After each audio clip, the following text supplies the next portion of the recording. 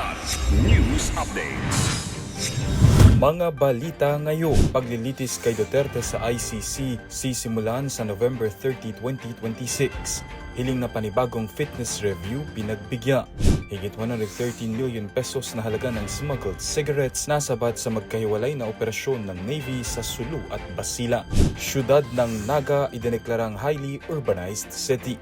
Ako po si Cesar Soriano para ihatid ang nangungunang mga balita sa buong kapuluan ngayon.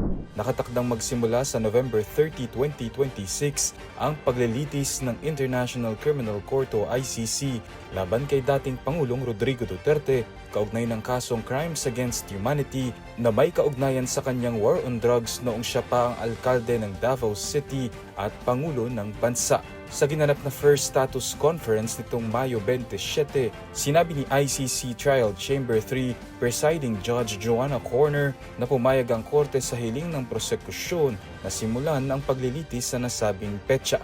Gayunpaman, nakadepende pa rin ito sa magiging resulta ng panibagong medical examination kay Duterte upang matukoy kung siya ay fit to stand trial.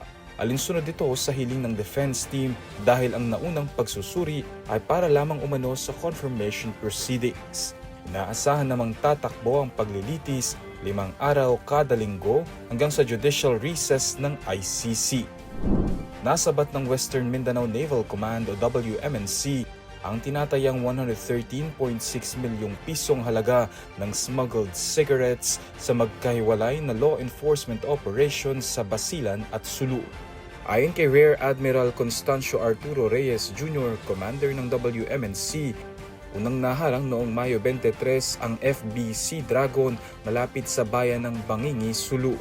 Na-recover mula sa barko ang 282 na master cases ng undocumented cigarettes na nagkakahalaga ng humigit kumulang 42.7 milyong piso.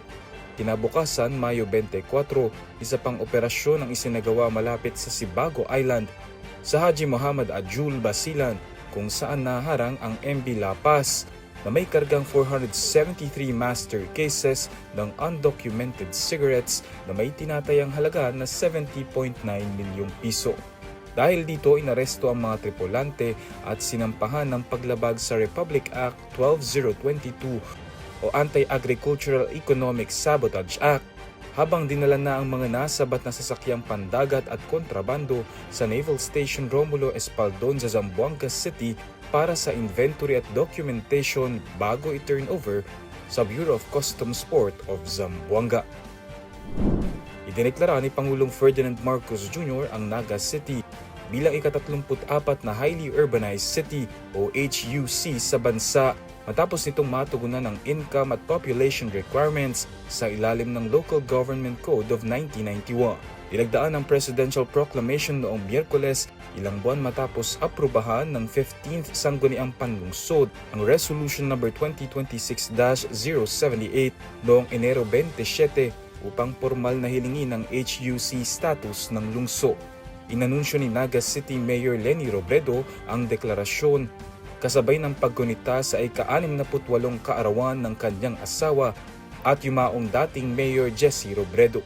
Sa ilalim ng Implementing Rules ng Republic Act No. 7160, magsasagawa ang Commission on Elections ng plebisito sa loob ng 120 araw upang formal na mapagtibay ang conversion ng Naga City bilang highly urbanized city. Para sa Kidlat News Channel, ako si Renzel Linon, nag-uulat. Ako po si Cesar Soriano, kasama nyo sa bawat pagputo ng balita.